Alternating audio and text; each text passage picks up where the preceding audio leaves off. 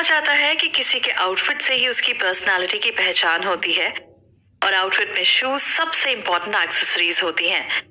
Shoes status symbol माने जाते हैं और मैचिंग शूज के बिना कोई भी लुक कंप्लीट नहीं होता है। आज की हमारी इस सीरीज में हम शू इंडस्ट्री के साथ साथ शू वॉर की भी बात करेंगे, जिसकी शुरुआत हुई थी दो भाइयों की लड़ाई से। दो भाइयों की लड़ाई के किस्से तो आपने खूब सुने होंगे, लेकिन जिन दो भाइयों की लड़ाई का किस्सा हम आपको हमारी इस सीरीज में सुनाने जा रहे हैं वो बिल्कुल अनोखा है। ये एक ऐसी लड़ाई थी जिसकी शुरुआत तो दो भाइयों ने की थी, लेकिन बाद में पूरा शहर इस लड़ाई में शामिल हो गया था। हेलो दोस्तों, मैं हूँ आरजे सुकून। आप सुन रहे हैं बिल्कुल फ्रेश सीरीज डासलर ब्रदर्स, सिर्फ कुकू एफएम पर। कुकू एफएम, सुने जो मन चाहे। दोस्तों, क्या आप जानते हैं पूरे वर्ल्ड में अगर हम शू बिजनेस की बात करें तो ये $1 बिलियन का बिजनेस है। Nike, Puma, Adidas, Reebok, new balance, Jordan और यीजी जैसे इंटरनेशनल ब्रांड्स ने पूरे वर्ल्ड में धूम मचा रखी है।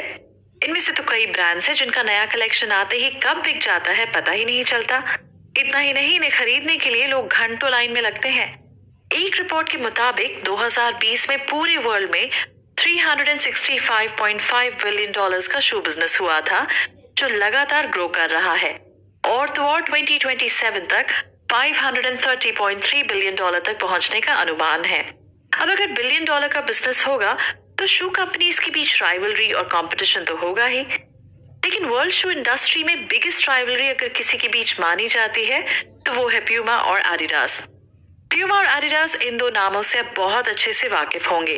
आप में से बहुत से लोग उन्हीं कंपनियों के शू और स्पोर्ट्सवेयर पहनते होंगे, लेकिन क्या आप जानते हैं प्यूमा और एडिडास आज से करीब 98 ईयर्स पहले एक ही कंपनी थी, जिसे जर्मनी के दो भाइयों ने मिलकर खोला था। इनका नाम था एडोल्फ और रूडोल्फ। ये दोनों भाई डासलर ब्रदर्स के नाम से फेमस थे, लेकिन बाद में ये दोनों भाई अलग अलग हो जाते हैं।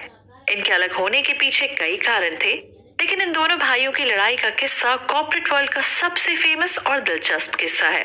इन दोनों की लड़ाई की वजह से प्यूमा और एडिडास जैसे दो ब्रांड्स का जन्म हुआ था। और आपको ये जानकर हैरानी होगी कि रूडोल्फ और एडोल्फ के बीच की दुश्मनी उनके मरने तक भी खत्म नहीं हुई।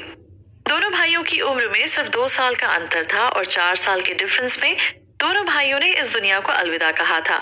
दोनों भाइयों को एक ही ग्रेवयार्ड में दफनाया गया था, लेकिन दोनों की ग्रेव को एक दूसरे से दूर रखा गया था। इनकी ग्रेव भी ऑपोजिट डायरेक्शन में बनाई गई थी। हालांकि दोनों की लड़ाई के 60 साल बाद 2009 में दोनों कंपनियों के कर्मचारियों ने आपसी दुश्मनी को भुलाते हुए शहर में एक फ्रेंडशिप फुटबॉल मैच खेला था और बाद में रूडोल्फ डासलर के पोते फ्रैंक डासलर ने दुश्मनी भुलाते हुए एडिडास में मुख्य कानूनी सलाहकार के पद पर काम किया। लेकिन प्रोफेशनली एडिडास और प्यूमा के बीच जंग अब भी जारी है। हमारी इस सीरीज में हम अपने लिसनर्स को डासलर ब्रदर्स और उनके ब्रांड एडिडास और प्यूमा की पूरी हिस्ट्री और उनकी पूरी जर्नी के बारे में बताएंगे। क्यों ये दोनों भाई अलग हुए और कैसे एडिडास और प्यूमा के बीच राइवलरी और कंपटीशन ने जन्म लिया। तो डासलर ब्रदर्स की इंटरेस्टिंग कहानी और कॉर्पोरेट वर्ल्ड की बिगेस्ट राइवलरी जानने के लिए सुनते रहिए कुकू एफएम।